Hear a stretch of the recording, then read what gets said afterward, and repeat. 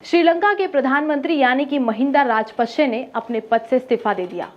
इसका इस्तीफा देने का कारण ये है कि आर्थिक स्थिति, श्रीलंका की आर्थिक स्थिति इतनी ज्यादा खराब हो चुकी थी कि आखिरकार वहां के प्रधानमंत्री ने अपने पद से इस्तीफा दे दिया।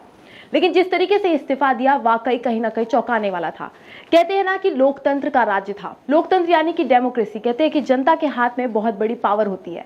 सोचिए 28 दिन के अंदर श्रीलंका के देश के प्रधानमंत्री यानी कि महिंदा राजपक्षे को अपने पद से ही जनता ने हटा दिया।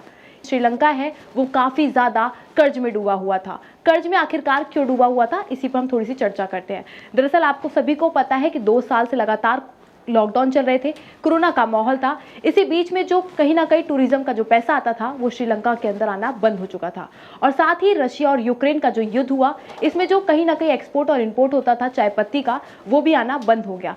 और साथ ही श्रीलंका के प्रधानमंत्री ने वहां पर टैक्स बंद कर दिया था, जिसकी वजह से जनता को तो फायदा हो रहा था, लेकिन सरकार के पास जो आयत होती है, जो पैसे होते हैं, वो धीरे धीरे खत्म होते चले गए, जिसकी वजह से श्रीलंका की आर्थिक स्थितियां काफी ज्यादा खराब हो गई। क्योंकि परिवारवाद की बात करें, क्योंकि उनके छोटे भाई राष्ट्रपति है, उनके दूसरे भाई कुछ और है, वहां पर हर कोई एक मिनिस्ट्री पद पर है, जिसकी वजह से कहते हैं ना कि अगर कोई एक ही इंसान शासनकाल को संभालेगा तो कहीं ना कहीं स्थितियां देश की खराब हो जाएगी। और श्रीलंका को देखकर साफ साबित हो चुका है कि श्रीलंका के प्रधानमंत्री का पद से इस्तीफा देने के बाद मतलब 2.25 करोड़ की जनता ने वहां पर प्रधानमंत्री के परिवार वालों को पूरी तरीके से नीचा दिखाया। वहां के प्रधानमंत्री पद को इस तरीके से नीचा दिखा दिया कि अपने पद से इस्तीफा देने पर मजबूर कर दिया। अब वहां पर हजारों की संख्या में प्रदर्शन हो रहे हैं, वहां पर दंगे हो रहे हैं, इतना ज्यादा हो रहा है कि वहां पर पुलिसकर्मी आंसू गैस छोड़ रहे हैं ताकि प्रदर्शन रोक सके। जैसा कि आपने वीडियो भी देखा, जिस तरीके से पूरा माहौल देखा जा रहा है। साथ ही उनके 2 मोम की मूर्तियां थी, उसे भी काफी ज्यादा जला दिया गया है।